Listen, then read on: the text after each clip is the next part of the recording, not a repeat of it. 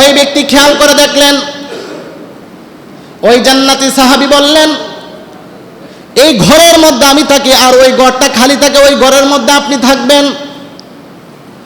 প্রথম দিন গেল, সাহাবী ঘুমায় না।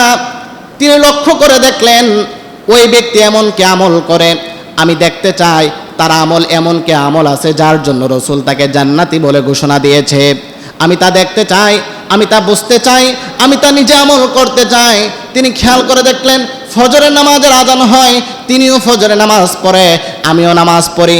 জোহরের সময় তিনি ফজরের নামাজ পড়ে নিজের কাজকর্মে বের হয়ে গেলেন, আমিও তার সাথে বের হয়ে গেলাম। জোহরে নামাজ সেই ব্যক্তি পড়ে, আমিও জোহরে নামাজ পড়ি। ওই ব্যক্তি আসর পড়ে, আমিও আসর পড়ি। ওই ব্যক্তি মাগরিব পড়ে, আমিও মাগরিব পড়ি। ওই ব্যক্তি এশারের নামাজ পড়ে, আমিও এশারের নামাজ পড়ি। রাত্রের বেলা যখন শেষ রাত্র হয়ে যায়, ওই ব্যক্তি তাহাজ্জুদের নামাজ পড়ে, আমিও তাহাজ্জুদের নামাজ পড়ি। এমন করে প্রথম দিন গেল, দ্বিতীয় দিন এইভাবে গেলাম, তৃতীয় দিন এইভাবে গেলাম। আমি তার মধ্যে এমন কোন আমল দেখতে পেলাম না যার কারণে রাসূল তাকে জান্নাতি বলে ঘোষণা দিয়েছে। আমি তো খেয়াল করে দেখলাম ওই ব্যক্তি যা আমল করে তার চেয়ে আমি নিজে আরো বেশি আমল করি। পরে আল্লাহু আকবার।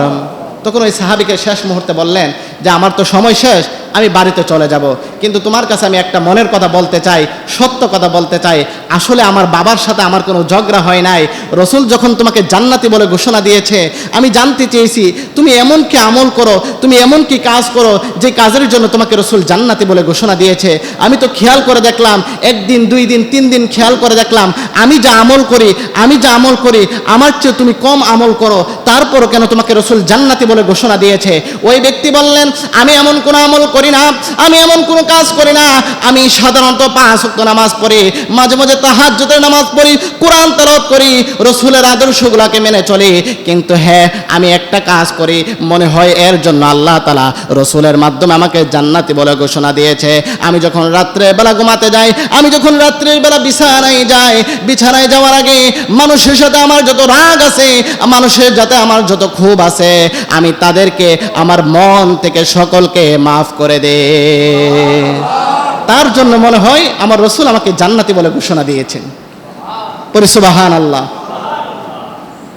তাহলে রাসূল আকরাম সাল্লাল্লাহু আলাইহি ওয়াসাল্লাম জান্নাতি বলে ঘোষণা দিয়েছেন মানুষকে মানুষ ক্ষমা করা দেওয়ার জন্য।